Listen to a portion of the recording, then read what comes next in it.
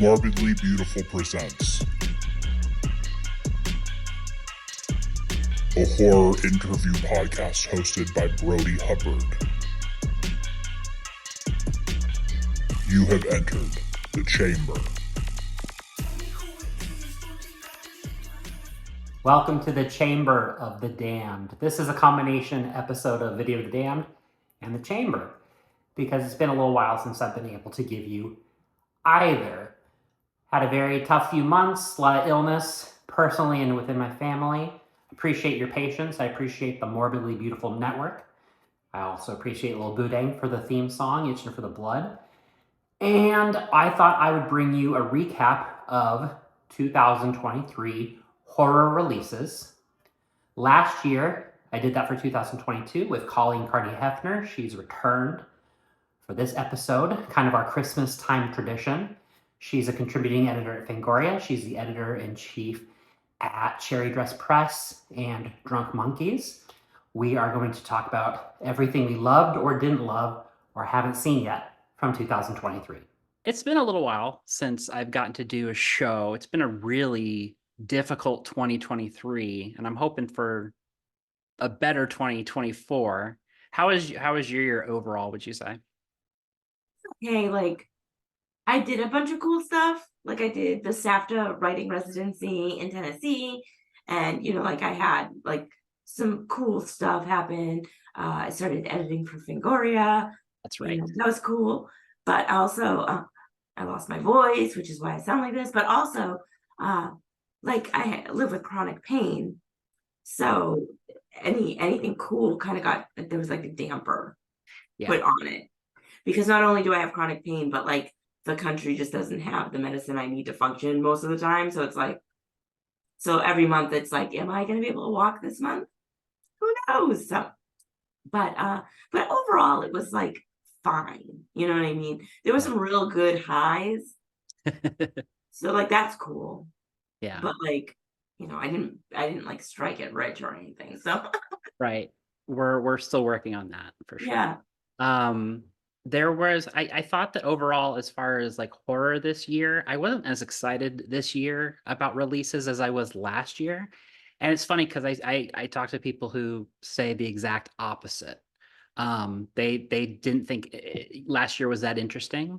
To me, I found a lot of new favorites, and this year I found some, and I'm excited to talk about them.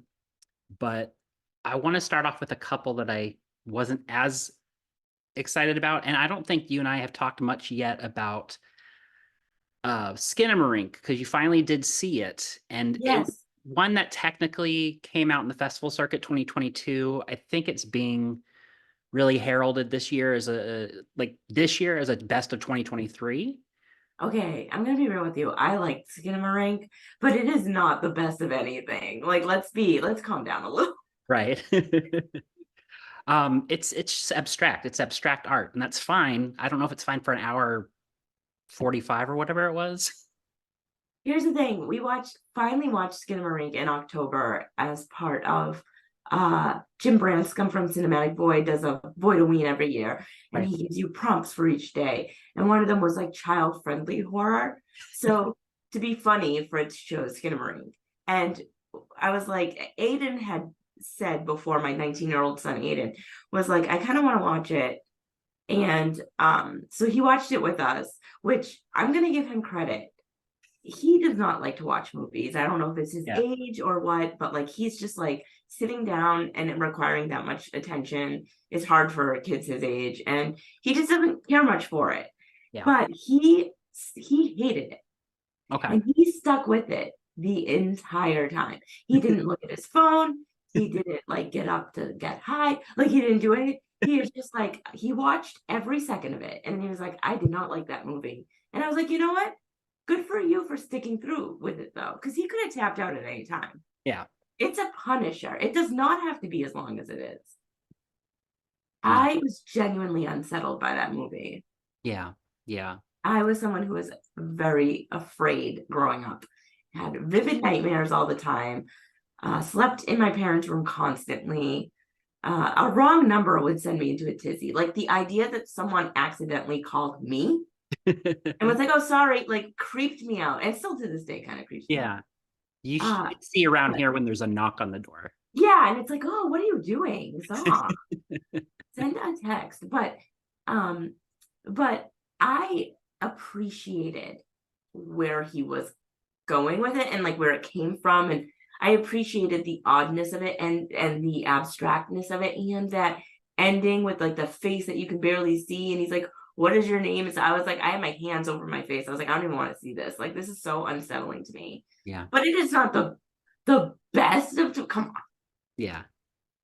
Now I feel the same about the Outwaters. The Outwaters was the kind of the same concept of experimental, but I mean, Liminal horror. yeah. But I mean, I didn't see that one. it's a gorier Blair Witch to I me. really want to see it. It is on my list. We do Yeah. themed movie months, you know. Yeah. March's theme is March Misses. So things that we've been meaning to watch, but they didn't fit into our themes. So we didn't get a chance to watch them yet. So I definitely want to put that in there. We haven't come up with the schedule yet. But yeah, I really wanted to see that. I would say it's for me, I ended up just really paying attention only to the last 10 minutes of the film, but where all the gore is really. Everything else was a bit too abstract or So it was still too much for you, like in terms of abstractness, like and like just it's all the boring found footage parts leading up to when bad things start to happen. Like right. I get that they're trying to establish characters. You know, I think about like Troy Escamilla and Roger Connor have the podcast called Dark Knight of the Podcast, and one of the things they frequently cite is that we don't get to know the people who end up being the body count enough in movies. Like that there needs to be more depth of character, and you'll see that in Troy's films where you'll spend a lot of time with the characters before they die. At the same time, you know, if you're going to mix that with that Skinamarink kind of abstractness or found footageness, you know, I don't know. I feel like Blair Witch pulled it off already, and nobody else can. Yeah, we don't need another Blair Witch. It happened a long time ago. I guess like too, like if you don't build up your characters, then why do I care if they're in trouble? Yeah. Like I don't care. You know what I mean? Like I think Skinamarink worked for me because it was children. Right. And the older I get, the more sensitive I am to like child-based stuff where I'm just like, no. Stop hurting those kids. You know what I mean? Like I didn't used to be like that. And I remember like people would be like, oh, now that I have my kid, I'm like that. And I was like, well, I have had my kid for a while and I'm not like that. But like, I think at the older I get, the more I am like that. I'm like, no. So that's what bothered me about to segue into Cobweb. I had actually messaged you like after the first 25 minutes saying, I don't know if I can finish this. Yeah. It's like, what is Cobweb even about?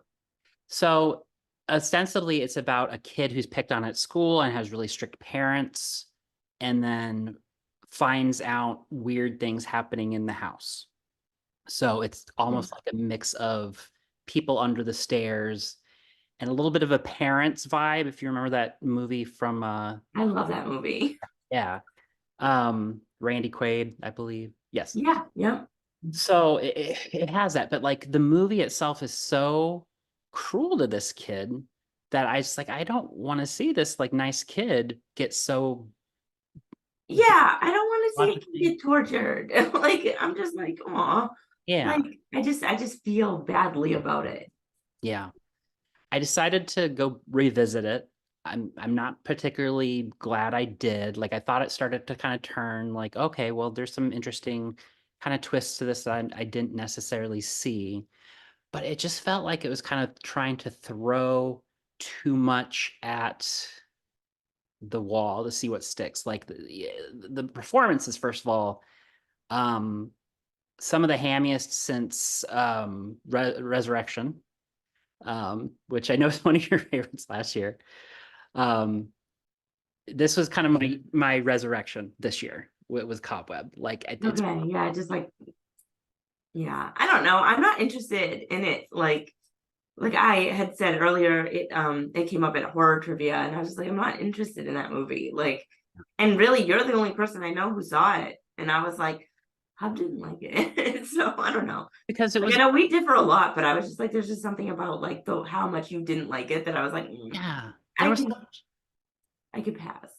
so much good word of mouth about it was the weird thing though. Like there was people were talking about, oh, it's this hidden gem, and why did this get buried by the studio? Like, why didn't this get released around Halloween to really make everybody excited? It got dumped on streaming, and then I saw them like, okay, I get why. Maybe it didn't turn out like everybody wanted. It felt like it was trying to be more like that high level Conjuring level kind of crossover horror.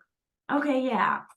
Like I think the Boogeyman was another one that tried to do that. I didn't see Boogeyman. Did you see Boogeyman? I saw most of Boogeyman Okay. on a Delta flight, and not the best way to watch it. And I just did not care for it. Like, it was so like, oh, there's like, it was one of those like, oh, there's something in the house that's gonna hurt us. And people are like, no, there isn't. And it's like, okay, but I'll keep getting hurt. And it's like, no, you're not. Like, it was just like, I'm like, why wouldn't they believe this? There's like tangible evidence. Yeah. I just like, I couldn't. And plus I was on a Delta flight. I will say though, Delta, crazy amount of movie like options. Yeah. There's like hundreds of them. Oh, I good. watched Beaches on the same flight. Yeah. I had never seen, and I had just posted, I've never seen Beaches. And then like I went on that flight and I was like, holy shit, they have Beaches. So I watched it. But yeah, the Boogeyman, like, don't watch it on a flight. But I was just like, this to me is just so, it was very hammy. Okay. It was like, maybe if it was in the theater and I was just like, oh, I'm gonna have fun with it. Like, you know what I mean? Like, I'm not gonna take it seriously. And I'm just at a theater having fun. Maybe, but like, I won't go back to it. Gotcha. Yeah. It was there was definitely a year of mainstream horror. I'll name some titles that I saw or didn't see that you might have. Okay. I know that I feel like The Pope's Exorcist. I watched that on, I also watched that on the Delta flight. Okay. Oh, it was, they were connecting flights. So in all, it was 1, 2, and then 1, so 4 flights in all. So I had a lot of time with Delta. Yeah. I could not take, oh my God, what's his name? Like zipping around on his like moped. I'm like, I can't with this. Russell Crowe, right? Yeah. I'm like, it's just like bopping around on his Vespa. I'm like, okay. It was not good. So there's literally a scene where they're like, he's like in front of like the clergy, right? Or whatever. Like they're like, we're going to talk to you about your exorcism crimes or something. Oh God. And the guy literally says, they're in Rome. He speaks Italian. And the guy literally says, we're going to hold this meeting in English. And I was like, is that for us? Like the Americans, like lazy American, like why? That wouldn't happen. Before any of the exorcism stuff, that wouldn't happen. I was like, forget this. I got about an hour into it and I was like, yeah. Fair enough. A Haunting in Venice, I think, was classified as horror. I think of it more as like a mystery thriller, maybe, though. I don't know. I didn't see it. Yeah. Last Voyage of the Demeter was I think, fairly well-known vampire movie. Yes, yeah. Well, it's like part of Dracula. Yeah. And you know what? I have heard nothing but good things about that movie. Yeah. Like they definitely did it a disservice by being like, it's Dracula on a boat. But like it's part of the book. And it was, and I mean, they mentioned it in Bram Stoker's Dracula, like the movie. Right. Like, oh, and I was on the Demeter or whatever. But like, I want to see it because so many people I know like loved it. So I was like, okay, I haven't seen it yet, but I do want to. A couple of the big ones this year were Saw X. Didn't see it. Didn't see Socks. The Nun 2. Nope. Insidious: The Red Door. Oh, Insidious? No. Insidious. Didn't see that. Yeah. I hear people talking about Godzilla -1. They're putting it in the horror category. I feel like it's more of a, I don't know, sci-fi. How do you categorize Godzilla? Because I do think that he gets lumped into horror a lot. Yeah. Like, I don't consider that horror, but then like sci-fi seems wrong too. It's almost like its own thing. Yeah. Yeah, totally. Knock at the Cabin was another like M. Night Shyamalan movie, I think, that came out. M. Night Shyamalan, and it's based on a novel. Oh, okay. Cabin at the End of the World. I Right. forget who wrote it. I didn't read it. And I feel like they kind of tried to hide that it was based on a novel. Yeah. But I heard the novel's very good. Yeah. I heard mixed things about the movie. Same. Yeah. Surprised that my household did not end up watching Five Nights at Freddy's, because we have very like horror video game kids in this house. So I'm really sad. I don't know if Aiden watched it. He loved that video game growing up. yeah. Like when he was a little younger, he was very into it. So I feel like, I think there's two types of people for that movie. There are people who were familiar with the game, maybe a little younger than us, grew up with it, Yeah. and we're like, this is great introductory horror. Like, it's campy. Someone was like, it's just like that Willy's Wonderland movie from last year, which I actually like. Yeah. From 2 years ago, whatever. And it's good. Like, it's not too scary, but it's like a good way to usher, like almost like Monster Squad was. Like, Right. it's a good kind of introductory. And then there were people who were like, fuck this stupid shit. So I kind of feel like it depends. Yeah. But I don't think Aiden saw it, and I'm surprised, because I remember being like, there's a Five Nights at Freddy's movie, and he's at an age where he could either be like, that's cool for nostalgia purposes, or lame. So like, I don't know. But yeah, I've heard this. It's funny because I've heard mostly positive stuff about that. Yeah. It's not a great movie, but like for what it is, it works. You know what I mean? For sure. For sure. Yeah. One that came out at the very beginning of the year, and I already did a whole episode of it for Video the Damned, was for Megan, which was I loved, and I loved Megan. yeah, I loved it. it was funny, satirical. Was it the end of last year? No, it was January. Really? Yeah. Jeez, I feel like Megan's always been with us. It really has. And I have my little one dresses up as Megan for Halloween and just loves all the Megan stuff. I loved that movie. I thought it was so fun. Yeah.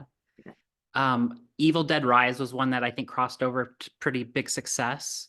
Yeah, that. I didn't see it. But it did very well, if I recall correctly. Yeah. I heard mixed things on that too. Some people loved it.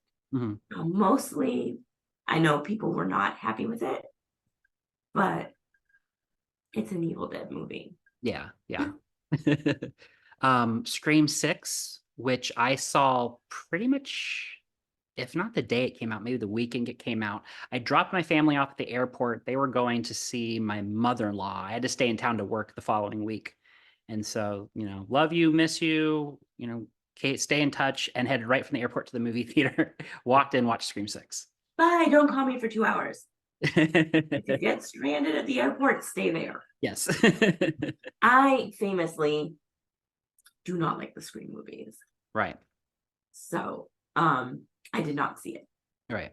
Though I am very interested in all the backlash for the 7th movie, and it's just like, oh, they really just kind of ruined that, didn't they? Yeah. One domino after another. But yeah, I just don't care for those movies. So I have some friends who are like, you're a hypocrite though, because at horror trivia, I won a Scream sweater. It's a black sweater, and it has the little like ghost face stitched right here. Right. I'm not gonna pass up a good sweater. It's awesome. It's so warm. It's like fleece lined. Yeah. I'm like, the sweater's great. The sweater's better than the movie, in my opinion. So it's definitely as a franchise greater. The whole is greater than the sum of its parts. Like if you take it individually beyond the first movie, it's really hit and miss. And like I really like 1, 4, and 5, and I liked 6. I'm not even really that huge a fan of 2 and 3. It's very up and down all over the place. As most franchises are. Well, yeah, every franchise. Look at Hellraiser. Good Lord. Don't look at Hellraiser. Only look at 3 Hellraiser movies. Yes. Cocaine Bear was kind of lumped in with horror this year. Loved it. I thought it was great. It made the Drunk Monkeys top 5 movies of the year. We did like a quick roundup, like just very last minute of like, we did like staff voting and stuff, and it was in there. Yeah. I loved that movie. And here's the thing, Fritz and I rarely get to go out together. I am always out without my husband. And we went to Texas in March, and his parents, of course, are like, leave the baby with us. We need baby time. So we and Lita's getting older. So like now it's getting a little better because we can have like Aiden's girlfriend babysit or something, and she's comfortable with her, and we can go for a while and it's fine. But in March, we when we were visiting, we were like, let's go to we're gonna have a date night. We went out to eat. We went to see Cocaine Bear. But the last movie we had seen in theaters before that together was Cats, also in Texas. So we just had this like, oh my God, like the only movies we see are like insane animal-based movies. Yeah. Which is just really funny. I had a lot of fun with Cocaine Bear. It's not really horror, but I can see why it got lumped in a lot. Yeah. I did have a lot of fun with that movie. I did not take it seriously. People on Twitter, I remember, were like, the editing is terrible. It's fucking Cocaine Bear. Why do you care about that? If they bear eat the cocaine, that's all I'm here for. Yeah. I thought it was good. Good. It's still fun. People need to learn how to have a little bit more fun, I think. Yeah, I agree with that.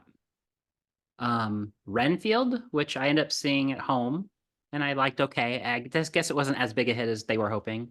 But yeah, it definitely wasn't. I'm famously not a Nick Cage fan. Right. But I want to see that. I haven't yet. Yeah. And I am actually surprised it didn't do better in the theater. I understand why doing good in the theater is important in terms of financing for other things, but I am somebody who just doesn't care about that kind of stuff, because I'm going to like it if I like it, and I'm going to not like it if I don't like it. I don't care about box office stuff, but I'm just surprised. Nick Cage is people love him. Yeah. And Nicholas Hoult, I will watch a movie of him peeling a carrot. Like, he's so good looking. So it's like, why didn't that do as good? And plus, it seemed very funny, and everyone I know who saw it liked it. Yeah. It's on my list. I will get to it eventually, maybe in March. Did you end up getting to do watch the Haunted Mansion movie? The new I one? didn't watch the Haunted Mansion, no. Okay. No. I think you're somebody. It's cute. Yeah. It's good. Yeah. It's good gateway horror. Yeah, there you go. No. Nothing wrong with that. Yeah. My neighbor Liz saw it. You met Liz, right? Liz and Lloyd, when you were here. They live next door to us. Oh, maybe you didn't. Yes. They saw it together and they loved it. Oh, good. I thought that was cute. Did you end up getting to see Exorcist Believer, which was another highly anticipated one? I didn't see it. However, I did edit like every Fango article for it. Okay. So I basically know like everything about it, which is very fun for me. I like editing because I like learn a lot. Yeah. Like it never occurred to me that in the original Exorcist, Max von Sydow was like in his 40s. Oh, because wow. like he's one of those people, like he was just always old to me. Yeah. Right. So it never occurred to me that it was like, oh, that was old age makeup. Right. And it was like, I'd like never thought that. And that's how good the makeup is. So there was like a whole article about the makeup effects in the new movie versus, and I was like, holy shit. And then I told my dad, and he was like, I didn't know that either. I think you just take for granted that Max von Sydow was like 98, like his whole life. Right. But I didn't see it. Again, mixed things. I remember I texted my friend Jared, and he was like, I just saw The Exorcist. It wasn't very good. I liked it. And I was like, okay. I 100% understand that statement. It wasn't very good, but I liked it. Story of my life.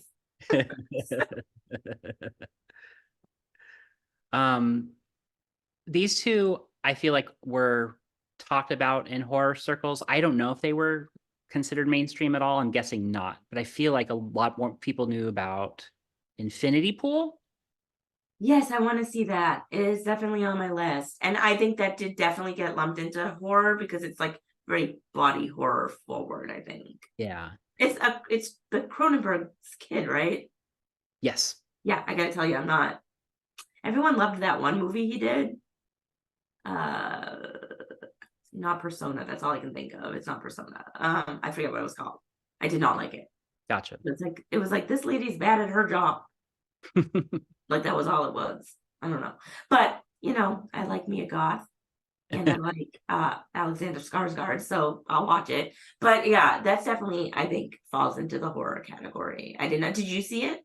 Did not. I'm surprised I haven't yet. I'm surprised you haven't yet either. That's shocking to me. Beau is Afraid is another one, but I've never really kept in touch with Ari Aster's stuff. Yeah, I'm mixed on him because I hated Hereditary. Mm-hmm. I don't understand why Hereditary is as popular as it is, but I loved Midsommar. Yeah. And I often wonder if I loved Midsommar because my expectations were like in the shitter because of Hereditary. But I've watched it so much now that I'm like, no, I just genuinely like this movie. Yeah. So, who knows, right? But but I didn't see that movie, and it is very polarizing. Because like so many people are like, I fucking loved it. I don't know. And so many people are like, fuck that movie to death. Like I hated that movie. But it's also, I think it's like overly long. And I'm just like, if it's like longer than 90, I really have to make like a concentrated effort for it. Yeah. So I'm shocked you didn't see Infinity Pool though. Yeah. What was the name of his other movie? I'm gonna look it up. Cool. It's bothering me.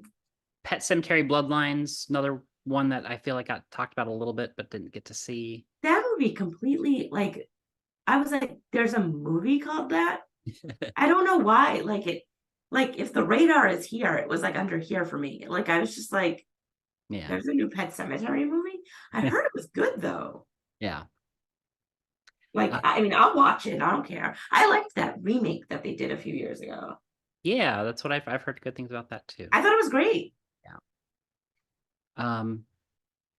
Ones that I hope to see in 2024 are When the Trash Man Knocks. It's just one I heard was good. Satanic Hispanics I was looking forward to. I saw that. Okay, so tell me. It's an anthology thing. I know a few people who worked on it. My friend Mike was one of the directors. Some of the vignettes are stronger than others. Okay. There's a Christmas themed one, so I especially liked that. Nice. Wait, is there a Christmas themed one, or was it? No, I'm sorry. There's a Halloween themed one, and I especially liked that. And it was about like a vampire trying to get home. Okay. And he was like, this is the only time of year I can go out and like be myself, because I'm like a vampire dressed as a vampire for Halloween, like wreaking havoc. But then he's like, shit, it's also daylight savings. It's clever. And like he's like fighting with his wife. It was really clever, I thought. There's a Jonah Ray segment from Mystery Science Theater that is excellent. My friend Dan visited that week, and I was like, do you want to go see this movie with me? Just trying to support friends. And also my friend Brian did the Q&A. So like, it was just nice to go. And we won like a gift bag thing. And Jonah Ray's segment has this weapon that's like a huge petrified dick. So it was like a straw with like the dick. I thought it's fun. Like I said, with any anthology thing, some are way stronger than others. And I thought maybe it could have been one story shorter. Yeah. Or maybe even just cut some of the stories down. Yeah. And there was one that I felt didn't make too much sense. It was a little loose for me narratively. And like the guy, like there's like interweaving story where the guy's like, I'm telling you these stories, and that one could have just gone with me. But for the most part, I thought it was definitely worth watching. Plus, it's always nice to see like an anthology movie that's made by like a certain demographic. Yeah. It's like, okay, like let's get some like Hispanic takes. Like that's fun. Right. For me, I think those really fun when that happens. Yeah. And that's a queer anthology. Let's have, like, to me, that's like awesome. Like it's just a fun take on things. And I like that. That's what I thought was redeeming about this anthology I saw this year called Creepypasta, which there was a lot I just didn't interest me. There was also a lot of like interesting international filmmakers. And That's always fun. yeah, Shoot yeah, your shot. I don't care. I'll watch it. You know what I mean? yeah. It's always nice to see like someone you know. Mike Mendez is his name. He's directed quite a few things, but it's nice to see someone you know. Yeah. Like, man, great. Good for you.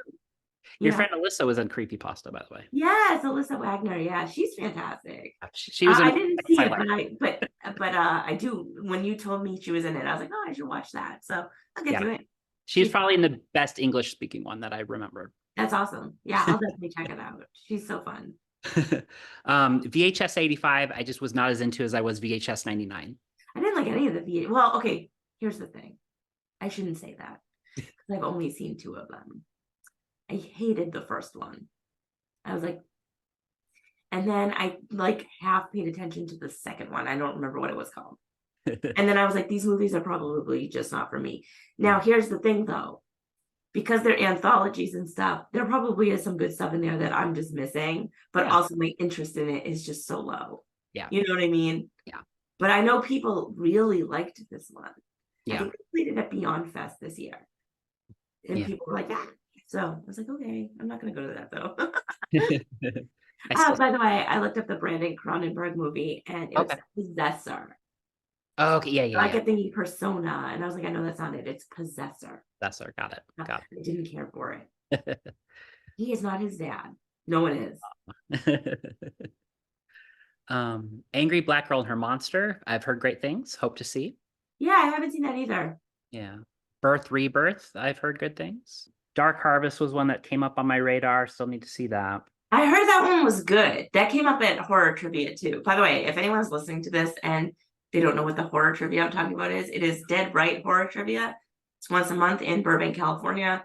If you're in the Los Angeles area and you want to check it out, you can follow like their Facebook account. And it's very fun.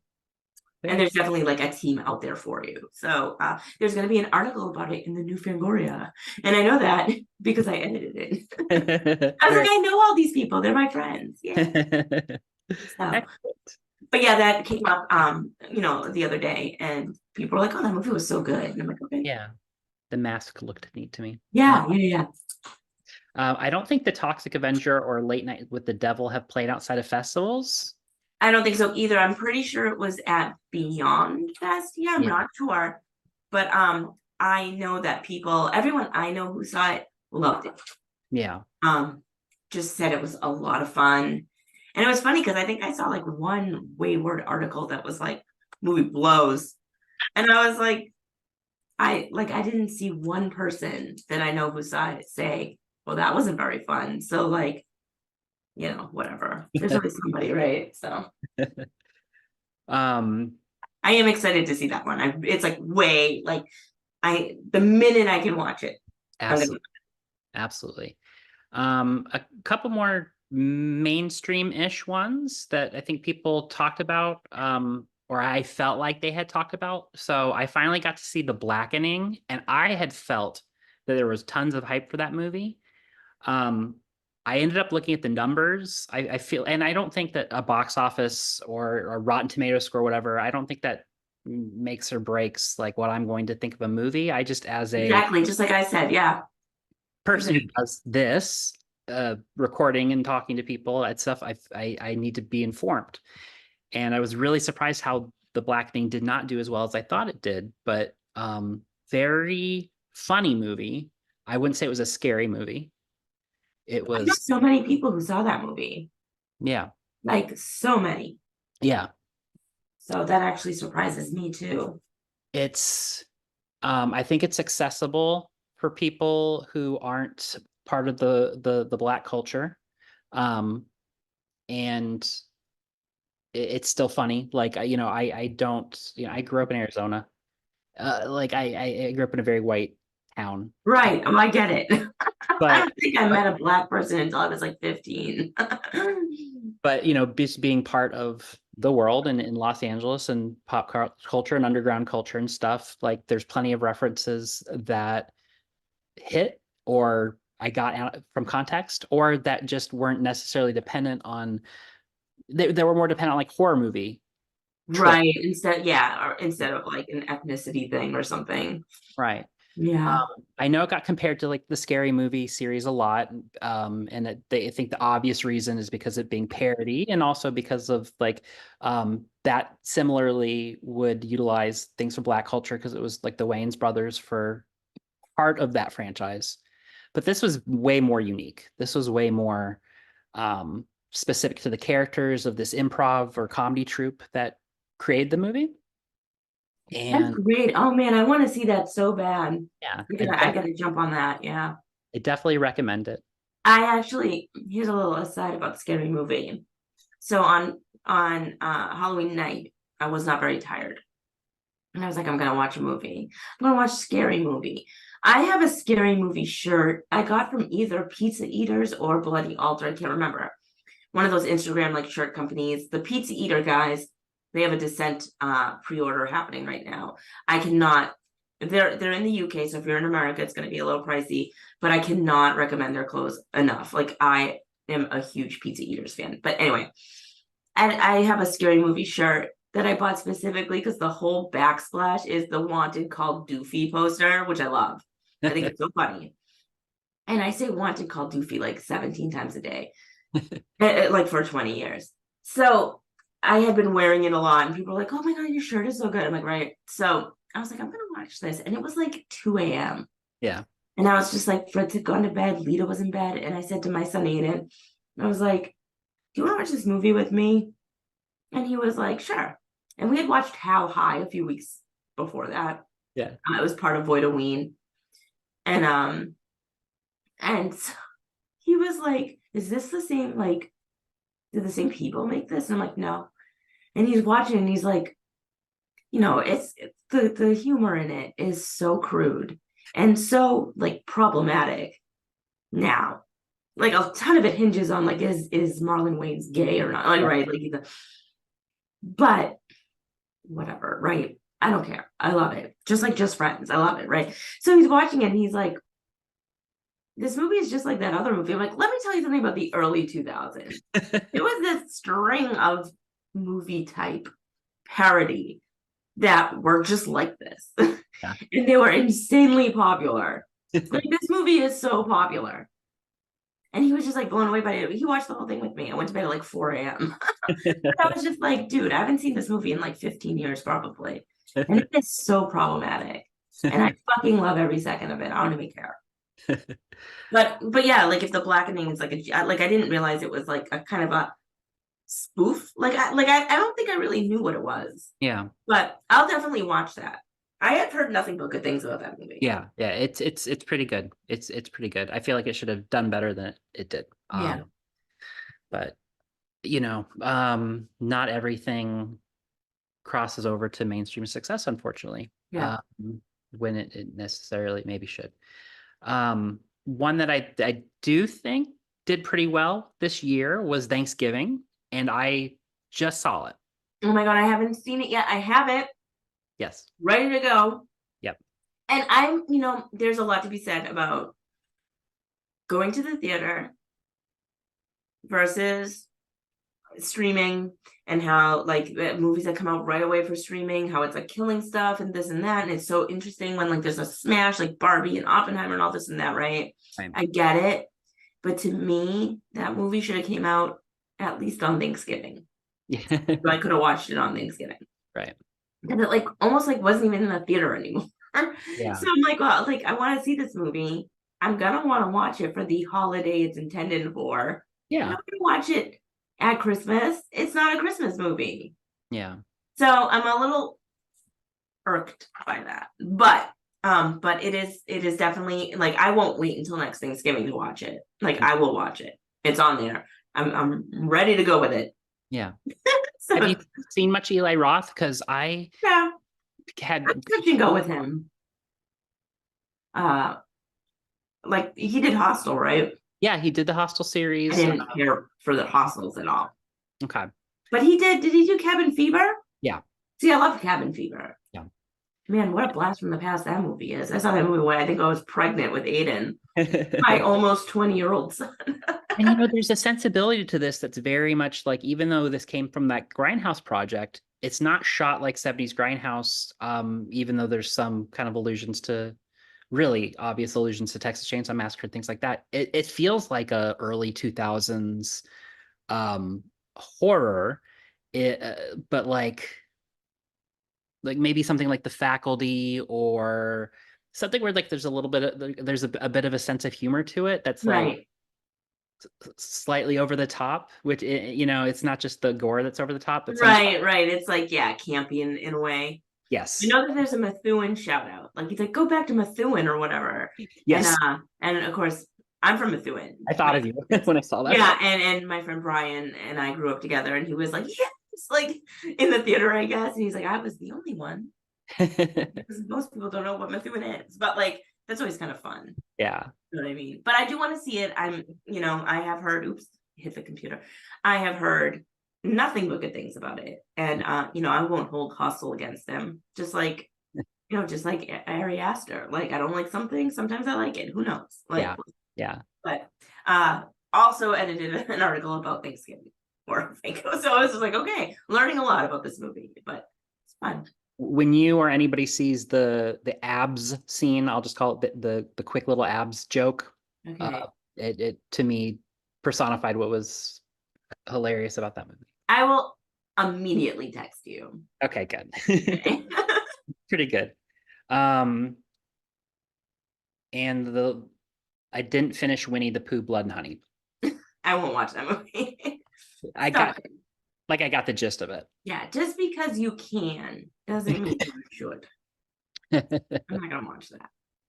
I mean, God bless them for being like, let's just be batshit insane with this, but it's just that's not something for me. So now there is a similar like, hey, let's take a property and make a horror movie out of it that I'll talk about later.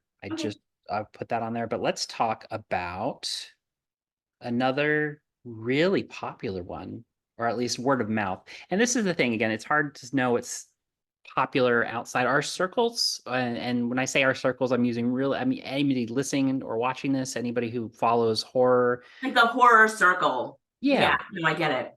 But I saw some very strong positive opinions about When Evil Lurks. I loved When Evil Lurks. Okay. I definitely made room for that based on Scott Wampler's this movie bugs like tweets. Okay. And I was like, I think Scott usually is pretty spot on. Okay. Scott is the host of the King Cast, and he and I are good friends. But and I thought it was very, very strong. Yeah. A lot of it is somebody was like, it's very mean spirited. Like, why is this happening at all? Like, who knows? But like the thing is, like, I wasn't dissecting that movie that way, in a way where it's like, well, if they had just done this, or like, well, why is that even happening? Because this, like, I don't even remember what the actual like complaints were, but I'm just watching it to watch a messed up horror movie. Like I'm not getting into like, like I'm not doing like film crit on it. You know what I mean? Like I just wanted to watch it because I heard it was like pretty brutal, and I thought it was very brutal, but not. It's so weird to me what I can handle and what I can't handle, because there's no rhyme or reason to it. Because that movie was gross as hell, and I was like, "Ooh, I love it."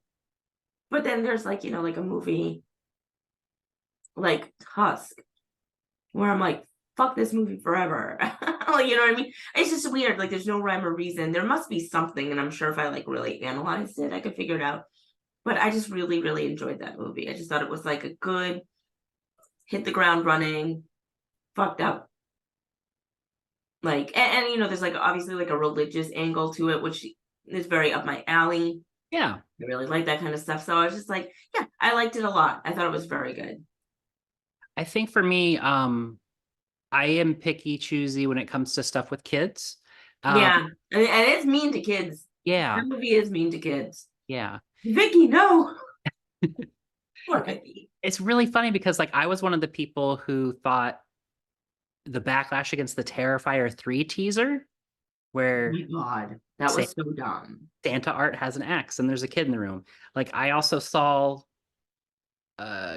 Christmas Bloody Christmas last year, where a robot Santa literally like acts as a kid, Yeah. I didn't care much for that. I think we talked about that last year. Yeah. We talked. This is like our Christmas tradition. Yes. But yeah, I didn't care much for that. I just thought it could have been shorter. Right. But yeah, like that backlash for Terrifier 3 was so stupid. It was like, go back to 1984.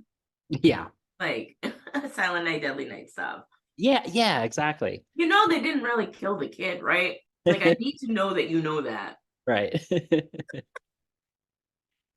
I think it's just that, if I choose not to watch it, then that's fine. And I'm not telling anybody else they shouldn't watch it, I guess. Right. Maybe that's the difference. But watch it if you want, watch it if you don't watch it if you don't want. I don't care. Right. Stop involving me and stuff. But I think if it's over the top, then it's funny. Evil Dead Rise was creepy and there were kids involved, but at the same time, like, it's Evil Dead and nobody's really safe in an Evil Dead movie, so it's okay, And that's where I feel like maybe I would like When Evil Lurks. It feels like a very Evil Dead kind of movie. So wait, did you watch it or not? I didn't. Oh, you didn't see it yet, dude. Well, then when you see Vicky, don't get attached to her. It's what I was gonna say. I think I think you will like it, but I do beg of you, just don't put a lot. Like, don't be like, well, you know what? Wait, like, yeah, just go with it. Just Yeah. go with the ride. You know what I mean? fair enough. It's a mean-spirited movie, though. No one really, no one here gets out alive. Right. But I liked it. I thought it looked good too. It was very competent. You know what I mean? Yeah. Yeah. Watch it and let me know. Cool. One I didn't include because I hadn't seen it. I'm not sure if it counts as a horror or if it's just a supernatural movie, but definitely the title of the year is Oregon Trail. Oregon, like not Oregon. Right. Oregon Trail. Right. I haven't even heard of that. Yeah. What? I just liked the name. Of course. So I have now a list of things I saw that actually, and much of this I think I've reviewed, if not all of it, on the show on Video Damned. I definitely would like you to chime in if there's anything I've missed or do end up missing on here. Okay, yeah, no problem. And so I will also say for some of these, just watch the Video the Damned review. For instance, Influencer, which was more of a thriller than a horror, but Influencer was a good thriller. Waking Karma was another one that Ted had recommended to me. It has Michael Madsen. It's cults. It's mess with the mind. It's, I don't know about that movie. I will check that out. Waking Karma, another great one that I screened this year. Parasite Lady was a short, kind of like a full moon feature short film that had Clarice Polaris, who's a horror kind of reviewer and online gamer and stuff. Like she had a prominent role in it. I think it was actually because of the other gal who was in it. The name is coming to me. What movie? Parasite Lady. Parasite Lady. So that is with Allie Edwards. Allie Chapel. Oh, Allie Chapel does the Unholy Chapel show, and then also Ariel Edwards, yes, who is also known online as Clarice Polaris. It's a Chris Alexander short movie on this kind of like imprint label of Full Moon Features that they do more experimental stuff. Just kind of trippy, good little short film I liked. Another short film that came out. Did you get to see Dylan's New Nightmare? There was so much about this, not only locally because it was made by some Phoenix folks, but also just a lot of people reviewed it because they were excited about a new Freddy Krueger thing. I didn't see it. Yeah, like even Dead Meat did like a kill count for it. And then one that I know you did see was Out There Halloween Megatape. Yes. So I did see that. And I loved it. Yes. I loved it. And what's funny, because I'm a huge WNUF fan. So, and it's so funny because I watched it like 3 times this October. Well, when I was at the SAFTA writing residency, my one of my co-residents, Robin, was like, "Oh, do you like horror movies?" Yes. So we actually fell down kind of like we would watch something. So we watched that together, and she was like, "This is like an amazing movie to just put on for Yes, like exactly. background." I'm like, "It's so good." Right. And then we actually watched some trauma movies I'm gonna mention, even though I don't think they're actually from this year. But anyway, I'll do that in a little bit. But and then I watched it, of course, for one of the Voidoween prompts. But I actually got the Halloween mega tape for Christmas last year and waited this whole time to watch it in October. I was like, I don't want to watch this until Halloween season, and I Yeah. know I'll be able to fit it in for like Voidoween. I forget if we used it for like the Maryland prompt or if we just watched it on Halloween itself. I thought it was so good because that first one is one of my favorites. So it's just like, and I just thought like the whole alien, did you see it? Because like the whole alien autopsy thing and stuff. Yeah, it's I just love like the 90s retro stuff. so amazing. Yeah. And then the end, they were just like, oh. Well, it was good because that first one is very 80s and 80s Yes. found footage, and the next one was 90s, and I thought it was a good progression for It that. was so good. Yeah, I loved it. yeah. Huge And fan. I have on the queue to see his feature, Chris LaMartina's feature, Call Girl of Cthulhu. I want to see his other stuff because I think he's got a good eye Yeah. for humor and horror. I So didn't even know about that movie, so I'll check that out too. yeah. It's on Tubi, as Okay. is another 2023 release I saw, Black Mold. Mhm. The Black Mold I was really excited about because it was produced by Jill Six, who did The Stylist, which Okay. Oh, I saw that. yeah, one of my favorite discoveries this year, even though it didn't come out this year. I think it just got some wider distribution or on streaming maybe. I think I saw that at that. Wait, was that the one I saw at? Oh no, wait, was that the one where like on Twitter someone like fought with her? I think that's what got my attention initially. Yeah, I didn't see that. I'm thinking of a different movie, but I did want to check it out because of that. Yes. Because I forget exactly what the impetus of that whole thing was, but I was like, this is like, what are you doing? Well, it got it, got attention again, and just Good. people should love The Stylist and watch The Stylist. That's what I did. And it had Bria Grant in it. And it was made by Jill Six. It was an extension of a short she had done. So she, obviously recommended this movie that she was involved with called Black Mold. And Black Mold ended up being a Tubi release. Tubi has done a lot of like Tubi exclusive. I didn't even know that. That's awesome. Okay. Yeah. And so it's a good one. It's another kind of what's real, what's not, spooky in the mind, like, because people get trapped in a building where there's black mold, and so they might be hallucinating about what's happening. When I lived in an apartment that was riddled with black mold, all I got was so many migraines that I thought I had a brain tumor. Yeah. Crazy, but when I moved out, I didn't have any migraines anymore. Weird. This movie. Anyway. Natty Knox was another one that I reviewed already. It was, very early 2000s style horror, but in 2023 with a lot of, folks that people love: Robert Englund, Bill Moseley, Daniel Harris. It's not their greatest work. It's pretty good, and it's better than a lot of schlock. It's just like a good Halloween story. Yeah, it's just like something to watch. Yeah. I know exactly what you mean. The Mean One was the one I was referring to earlier, that taking a property, in this case the Grinch, making a horror movie out of it. Oh, that's right, the Grinch horror movie. I didn't see it. Yeah. So kind of came out at the end of 2022, but didn't really get distributed till this year. I'm not exactly sure what happened with it as far as its release, but it finally became available. David Howard Thornton, who plays Art the Clown in the Terrifier movies, plays the Grinch, and he's perfect in it, as you'd imagine. Yeah, I can see that for sure. I think this movie was good in leaning full throttle to the cheesiness and the silliness of it. It's about Cindy You-Know-Who in Newville, and there's a character named Dr. Zeus. Like, it's stupid, and it's yeah.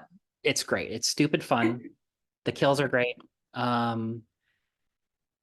I did mention here, we could talk about it if you've seen it. If not, we can move on. Mayfair Witches was the Anne Rice kind of TV show thing. I started watching it. My aforementioned neighbor Liz loved it. I started watching it, and it was one of those things where like I had to watch the first episode like 3 times because I just kept getting like something would happen or whatever, and I was like, oh, and like then the whole episode had gone by, and I was like, I don't know one thing that even happened. So like I'd have to rewind it, and so like I watched the first couple and I really liked it, and I never went back to it. Like something distracted me, and then that was it. Yeah. It's got 2 of my favorite people in it. First, Beth Grant, who was in Donnie Darko and Yeah. Bishop Jericho, and I call her my old personal friend Beth Grant because she was on my old podcast and got to spend a lovely afternoon with her and her husband. Oh, she's great. Yeah, I like her too. yeah. And then Alexandra Daddario. Yeah, of course. Who doesn't like Alex? Objectively like hot but also good actress. She's a great actress. She's great looking, and it's like, okay, it all works out for everybody. She's in my favorite Texas Chainsaw sequel that's not connected to Tobe Hooper, which is Texas Chainsaw 3D. Do your thing. So this kind of tier of films is kind of like my like, hey, they were pretty good. I liked it okay. I think you've seen this one. I'd be surprised if you hadn't, because I think the whole world did. No One Will Save You. I liked that movie. And I don't know if you know this, but I hate aliens. I do know this. Yes. And I watched it right before I went. So when I was at this writing residency in Tennessee, it was a farmhouse. But where I stayed wasn't in the farmhouse. It was a 1/4 mile up a dirt path that literally looked like the Blair Witch when I'd walk up it at night. Right. And it was a converted chicken coop with no running water and no electricity. So I could use the farmhouse for like showering and cooking and stuff, charging things up. But I was in the chicken coop. And it was awesome. But I watched that movie right before I left. And I was like, why did I do that? Now I'm spooked out. But I really, really liked that movie a lot. Even though I don't like alien stuff because it scares me. Yeah. I thought the twists about it. I thought how she didn't say anything really through it. And I thought the ending, especially, really clever stuff. Yeah. Really, really good. I was very impressed with that movie. I thought it was great. And a lot of people were mixed on that ending, but I really liked it. Yeah. So it was one that I wasn't sure I was going to stick with, and I was really glad I ended up watching the whole thing. Me too. Yeah. I wasn't sure I wanted to, not that it's experimental except for the no dialogue part, but it was interesting. Yeah. They just made interesting choices, which was cool. I really liked that a lot. I really enjoyed it. And I think that's one that pretty much came out on Hulu. Yeah, it was just a Hulu release. Yeah, just a really interesting year for after the success of Terrifier 2 and things like hitting theaters, on their own terms, I thought we'd see a little more of that this year, and I don't think we did. I think it went right back to the streaming model, and that'll be clear in a lot of the next films I talk about. But well, here's one that I can bring up that we reviewed on the show, Talk to Me. Now that was a theatrical success. Yes. Aiden actually saw that too. He and his girlfriend went to see it in the theater, and she was so freaked out on the ride back. Yeah. Ugh. And he was like, dude, that movie was fucking crazy. Yeah. And I was like, oh, cool. I've heard nothing but good things. Yeah. So then the minute we could watch it here at home, we did. And the whole movie, I was had my hands over my face, oh my God, right from the beginning on. No, stop making bad choices. Yeah. I loved it. I thought it was great. It was good. The story was good. The way they set up for prequels and sequels, good.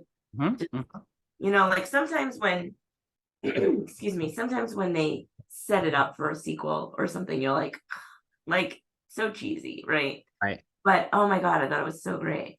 Yeah. I was really impressed with that movie. It also was very Australian, Very Australian. not intimidatingly so. Like you could still watch it. Um, like and I do love some Aussie horror. Yeah. I like Body Melt comes to mind. That's kind of a really old one, but um, at the same time, when it could be anywhere. It could happen in any town. Yeah, that could have been set in New York, Yeah, like Connecticut, like anything. You know what I mean? It was yeah, great. yeah.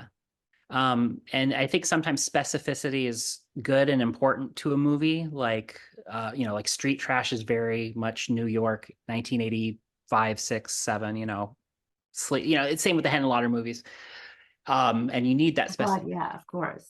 But sometimes if you're a duo who's more known for making YouTube prank videos and you're trying to make your first mainstream movie crossover hit, then it's Yeah.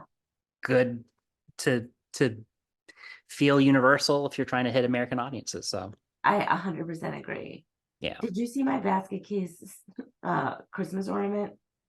I think I might have. I'll send it. I posted it on Instagram. I'll send it to you. I wore my basket case shirt to the family Christmas this year because it has red in it and everything else like that was clean and fits well right now is like a Michael Myers mask or a Jason. Yeah. But this was just, Perfect. I love it. I was like, asked my wife, will this pass? She's like, I don't care. Yeah, it's fine. Whatever. Also I liked The Barn too.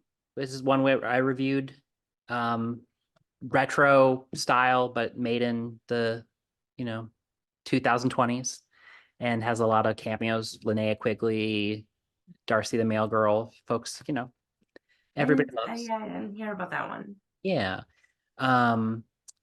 Slaughterhouse was another Hulu original. I heard it was fun. It's another fun one. Yeah, I don't know one person who saw it and was like, ugh. Like everyone was like, this was like surprisingly very fun. Yeah. It's Mean Girls meets Cocaine Bear, basically. Yeah, I'll watch that eventually for sure. Another fun one this year was Obstacle Corpse. I didn't hear about that one. It's if you've ever done like a marathon or kind of like group sport activity, it's like one of those things where you're going to gather in the woods and do a course, but then it turns out it's a little more sinister than that. But this was very much like a tongue-in-cheek, campy, Yeah.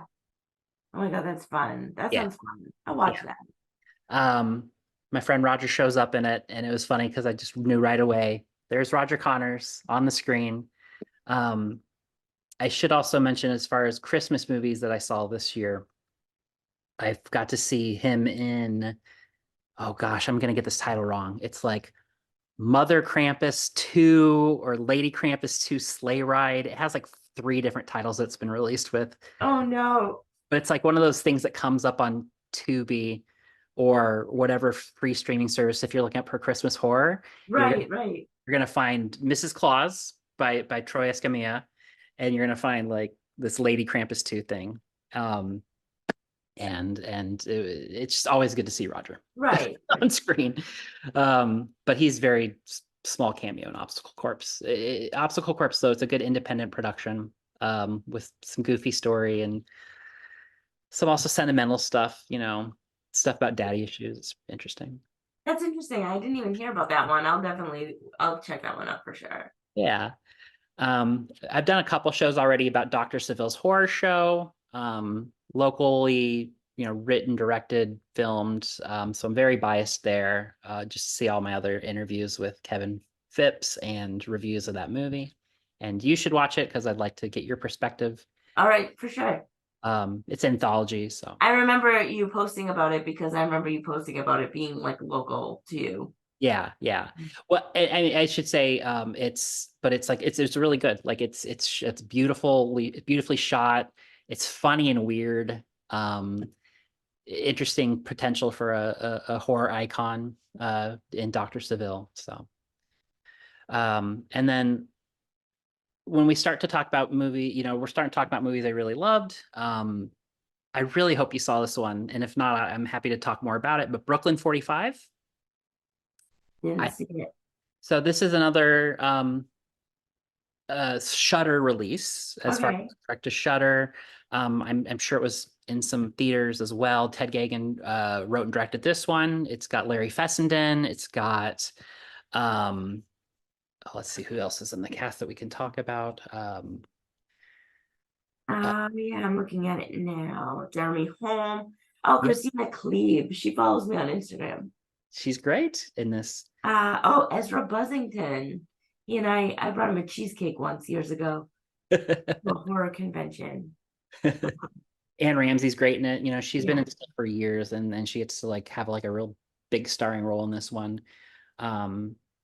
Brooklyn 45 is definitely like on a lot of best of 2023 lists, and deservedly so. It's a chamber horror. It's kind of a one location play, and it's about not just like World War II and the fallout of that and the anti-German paranoia after World War II, but just combat PTSD, like coming to terms with kind of war crimes. It's loaded with a lot of serious stuff, but it's also cool, Yeah. seance, and then bad things happen kind of piece. So Yeah, I'll definitely check this one out. I'm looking at it now and it's like it seems up my alley. And there's yeah, a lot of people in here I like. So it's really well put together costuming, and I've reviewed this before, but you're going to see it on a lot of best of lit 2023 lists, deservedly so. okay, great. Yeah. Yeah, as far as like kind of the last chunk of films that and that's definitely one of my favorites. Some of the other like favorites I saw, and this year it was hard for me to like pick a real standout as something like that I loved the most and would watch over and over again. I kind of got to sample a lot this year as I was, as Video the Damned moved to the Morbidly Beautiful network, and as I started to interview more folks for this new podcast, The Chamber. It requires me to, in a good way, it's great, talk to more people and talk about more movies and see more movies. Another one that was like a thriller was called Traitor. That was a good so Traitor and Influencer were two thrillers I saw this year involving like identity theft. Whereas Influencer was it was on a bunch of beautiful locations, right? And these Right. Traitor was another like one location, this one gal's apartment, and getting into day trading, and some really psychotic things happen. It was actually reminiscent of Arlington Road, if you remember that movie from. Yes, I do remember that movie. Where there's stuff in there about kind of homeland terror, I guess. Yeah. Oh man, Arlington Road. Yeah. Another independent film I saw which is now getting a lot of attention, is Brightwood. That's one that's available now on free streaming services, and it's two people in the cast, and it's on one location in these like woods around a lake, and they get caught in a time loop. And I did a whole review of it, which I'll put on the Morbidly Beautiful network, I think, because it did something fun with the review where I kind of reenacted the movie. Oh, cool. And it's really good folks in that. So I'll just point people to that. Murder Size. Did you get a chance to see this one from A&P Films? No. Murder Size had Kansas Bowling, who's in tons of good stuff. Had one of my new favorite people, Jessa Flux, who's just like in the movie is like an 80s blonde bimbo, but it's like played very over the top. And okay. so You know what? I funny. didn't see this, but I do know this. Yes. Now that I'm looking at it. I think everybody who sees it will. I mean, they probably know some of Dakota's movies already. I love these like in the leotards and stuff. It's Yes, so yes. funny. You'll become a Jessa fan from it. And she's Okay. Yeah, gonna be doing a bunch of stuff this year. This is Try- right up my alley for sure. Another Dakota Boing starring vehicle this year was Third Saturday in October, Part 5. And this was the duo of movies where they came out with Part 5 and then Part 1. They did 90s horror and complete with a 90s soundtrack that had Helium and a bunch of other bands. I love Helium. And then they do the Part 1 Grindhouse 70s film. Okay. So, and the next couple of these were like Hulu releases, Shudder releases. I'm sorry, I think these next ones were all just on Shudder. Okay. Wait, no.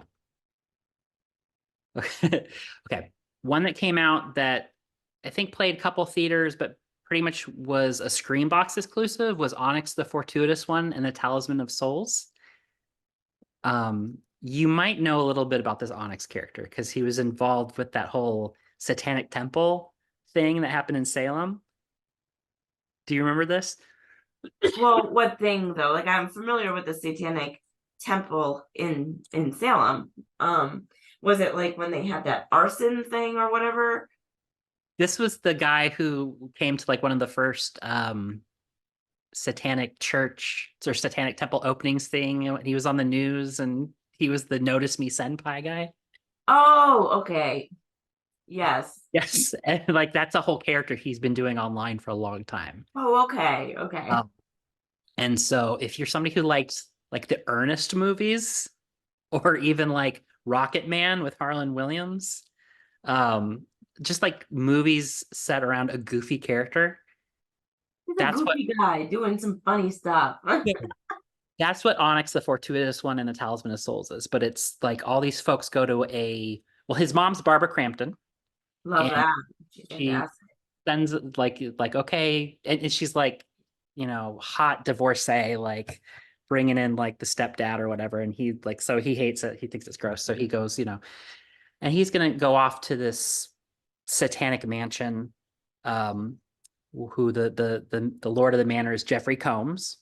Love that. Did you know that his daughter is the girl in the Folgers incest commercial? Did you send that to me? Was that you? I did. I'm the one who told you that. Oh my God. I'm still shook to my core. That's right. I forgot you were the one who sent that to me. Dude, did. That's crazy. Yes. And I know she never talks about it. And it's amazing. I literally showed it each Twitch stream I did this month for Holiday Chaos. I made sure that commercial was in there. It's amazing. I'm sure she's done some even better work since. I would be the most proud of that if that were my commercial. I don't even care. I think it's so funny. Anyway, okay, so I'm derailing, but well, so yes, definitely if you're a fan of the Combs family work, then check out Onyx. It's just silly 80s 90s style, it's comedy horror. So Kids versus Aliens. I heard about that one. I didn't see it. Okay. This one I think kind of snuck under the radar for some folks, but as somebody who likes Psycho Gorman and love Psycho Gorman, flashback, movies with kids dealing with horror and aliens and things like that. This is Kids versus Aliens right up your alley. Awesome. These three movies I think were some of the most talked about that I saw. I think there might be some recency bias in one of them. Let's first talk about, and so I'll do these in chronological order. Okay. Totally Killer, which was on release. Tell me what your thoughts were on that. I really liked it. I saw that at Beyond Fest this year, and I thought it was very fun. I thought it was very cute. I actually got emotional at one point.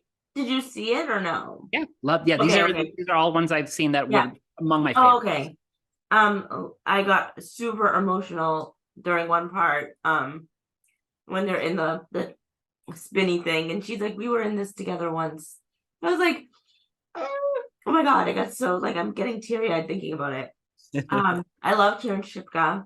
Yeah. So I'm doing a Madman rewatch right now. I thought it was very clever. Sometimes time travel movies are kind of to me. I thought it was very funny. Yeah. Like right off the bat, from when she's like in the 80s and that lady picks her up and is smoking in the car. I was like, I love this movie. I just thought it was great. I had a lot of fun with that movie. Just very, very it's just enjoyable. You know what I mean? Kind of in the same realm as like Freaky, and I know we're gonna probably talk about It's a Wonderful Knife. Those kind of like slasher films, but they're not like super horror-y. They're just fun. Like they're fun, We could kind of lighthearted.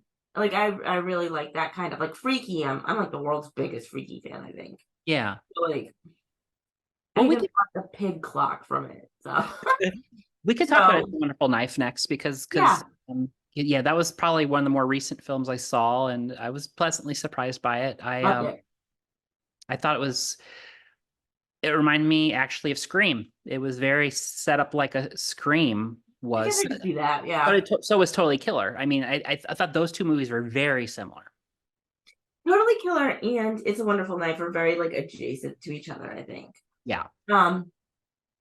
I loved. Actually, it was funny too because when I recently on my birthday I rewatched It's a Wonderful Knife, so I saw that as well at Beyond Fest, and I wanted to watch it for my birthday. So Fritz was like, "Okay," so we watched it, and I was like, "Does she get a notebook about what?" No, that's the other one. That's the other movie. That's Totally Killer. Like at the end when she's like, "Here's everything that changed," because like things change, you know, from the time travel or whatever. But I really liked It's a Wonderful Knife, and you know that writer is fantastic. Mike is great. So I just loved it. I thought it was cute. I thought it was so funny that what's his name was basically cosplaying Joel Osteen. Like he was just like that's like who he drew his character off of. Yes, Justin Long. Justin Long. And also when I saw Totally Killer, they had like kind of a little quick Q&A. And I guess like that part with Joel McHale, like at the foot of the stairs, that was like really him the whole time. And he just laid there for like 3 hours. He's like, I'll do it. It could have been anybody. You know what I mean? And I just thought that was very funny. Dedication. But I thought it was cute. It's really nice to see some like kind of like queer forward. Like there was a lot of like people who were like, it's gay. This movie. I'm like, I love that it's like super queer forward. Like I thought it was so cute. Like even at the beginning when the mom gives the son, the gay son, like the rainbow like ornament, and she's like, you're gonna have to hang this on your tree every year for the rest of your life. And I was like, that is so true. That's such like a realistic moment for me. Like, you know, the mom being like, here, and you're like, great.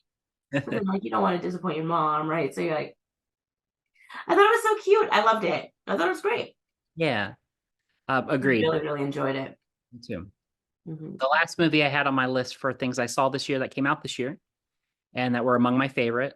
And I think in retrospect, if I'm like, well, what if I had to pick like a handful of movies that I thought were like the most novel and interesting this year, and I thought they were all were, and whether it was a low budget, totally independent movie, or you know, looked like it had some like kind of veteran money and skill behind it, I'd pick Brooklyn 45, and then I'd pick this other one, Suitable Flesh. Oh, I didn't see it yet. It is again just like, you know, I'm like, okay, I have it queued up, just like Thanksgiving. I have it ready to go. Like I have it. I haven't watched it yet. So Suitable Flesh is definitely of that ilk of like Reanimator, From Beyond, and because of the people involved. Barbara Crampton's involved. Yes. They had a screening for Beyond Fest, and someone actually, a friend of mine actually was like, hey, I have an extra ticket if you want to go. But I had just gotten home from Tennessee, and had already hit 2 other movies, and I was like, I need to stay home. Like I can't keep going out. Suitable Flesh was directed by Joe Lynch, but it was written by Dennis Paoli based on an H.P. Lovecraft. And so, you know, that's why I think of like From Beyond. And, it's Lovecraftian. Yeah. Barbara Crampton, of course, is great in it. Heather Graham was really good to see her like in a starring role. And love her. I know. And she's been like so like low-key lately. I love her. Bruce Davison has an important role in it. A lot of talk about Judah Lewis's breakout performance in that. He was known from the Babysitter franchise, the Babysitter, the Killer Queen, and he's in Summer of '84. The pathologist was played by Graham Skipper, who I love that. With, as was also Jonah Ray as Dave the Orderly. So it's people that many of us like or know, even may know personally. And I love when Jonah like shows up. Like, hey, you're in this? Cool. I love that. I love that for us all. He's just fun. Yeah. And that's how I feel about Barbara Crampton in anything. It's going to be good because Barbara Crampton's here. She's fantastic.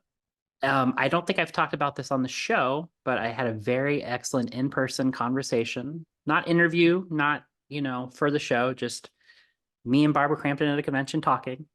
And it was nice. It's definitely a personal highlight this year. I actually saw her after Totally Killer, I think. Okay. She was at that screening. I want to say it was the Totally Killer screening. And she was like, hey, she's like, always like, oh, hi to Brian. Right. She's like, isn't he so great? I'm like, I have known him for 30 years. Yes. But I was like, yeah.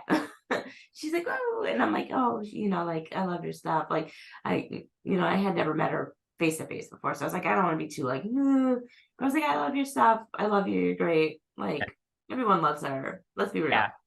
Yeah. She's definitely been the patron saint of this show. Yeah, she's fantastic. So. I should get you one of those candles with her face, like on the saint. I should make you one. That would be good. I would definitely light it. Yeah, I think overall an interesting year film wise. What did I mention? Did I not cover that you got to see that you enjoyed? You know what? Let me look at oh god, I can't minimize this while we're recording. Annoying. Let me look at the email you sent because my brain is mush. I know when I was reviewing the email that you sent with like all the stuff on it, I was like, okay, yeah, I think he's pretty much got everything listed here. I saw a crazy trauma movie called like Island of the Cucks, or like the Secret of Cuck Island. I think it's brand new. It was shockingly more competent than you would think for a movie called The Secret of Cuck Island. I didn't mind it. It was, kind of gross. Like the guy's like trying to blow himself at one point and stuff. And there's a lot of like, oh, like, he's fucking the girl, but he's got like shit in his underwear, like that kind of stuff. Gross out humor. I did not mind it. And I also watched a movie, and it's not new this year, I don't think. I know it was older, but I think they released it recently, Trauma, called like Molly's Problem or Maggie's Problem. Hold on, I'm gonna look because I just looked it up and I lost it. So hold on. Maggie's Problem. I think it's Maggie's Problem. And it was like about a woman. Yeah, Trauma, Maggie's Problem.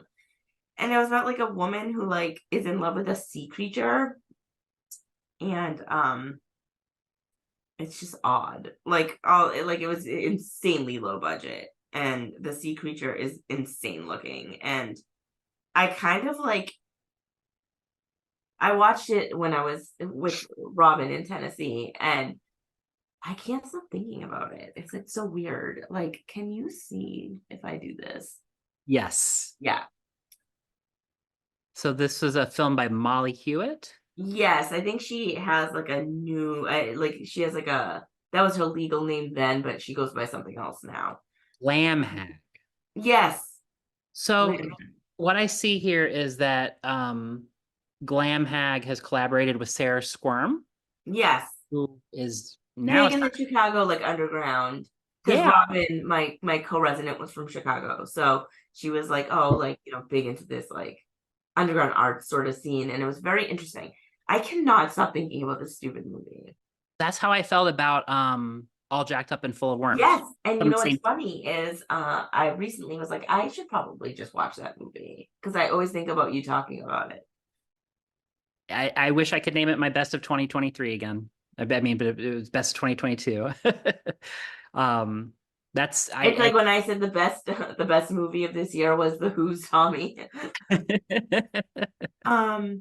No, I think you covered everything. I can't think of anything that I have seen that you haven't mentioned. Okay. You know what I mean? Like I honestly did not. A lot of the stuff that I watched that was new to me this year was not new as a movie. Do you know what I mean? Yeah, yeah. It's always good to go back and like watch stuff you haven't caught up with. And then obviously there'll be 2023 stuff that I'm catching up with in 2024. Right. But I mean, is there anything you're particularly excited about for 2024? Like I think one of the people who is gonna, go see Terrifier 3 when it comes out. But Well, Terrifier 3 is going to be a Christmas movie. yeah. I am obviously very excited for that because if you can't tell, I'm incredibly into Christmas. So I am looking forward to that. Of course, like my brain is not 100% functional all the time. So when it comes to things like coming out soon, I'm really like not in the loop on that. If I am, I can't remember it right now. I do know about Terrifier 3 because of the Christmas angle. So I am excited for that. So we'll see how it goes. I know Night Swim is going to be one that it's a Blumhouse movie that people are really excited about. Yes, there's posters for it all around my house. Yes. Well, not my house, but like my neighborhood. You know what I mean? Okay. Yeah, like I keep seeing it, and actually the trivia thing, they had like we have tickets to a screening sort of thing. Yeah. But, I don't know anything about it. I just know the poster. Yeah. It popped out of nowhere for me. So I can't think. Do you know of anything else coming out? Yeah. Nosferatu, which will be next Christmas. Shit, that comes out next year. Christmas, Robert Egger, which Holy shit. I'm sadly behind on. I know people love Lighthouse and Witch. You didn't see The Lighthouse? I have not seen. I've only seen the TikToks and memes. It's good. We watched it for New Year's one year. We were like, let's watch this. And I was like, this is a weird way to start the new year. You didn't see The Witch? No, I really like The Witch. Here's the thing about The Witch. I watched it for the first time when I was still in Massachusetts. And I was like, I hate this movie. But then I realized I was just watching it with annoying people. And like it was there was like a fan in the windows. It was like loud, and that movie is quiet. Like you need surround sound, and you need the lights to be off, and you need like the subtitles on. Right. And when I moved in with Fritz, he was like, "Oh, I want to watch it," and we rewatched it, and I was like, "Oh fuck, I actually love this movie."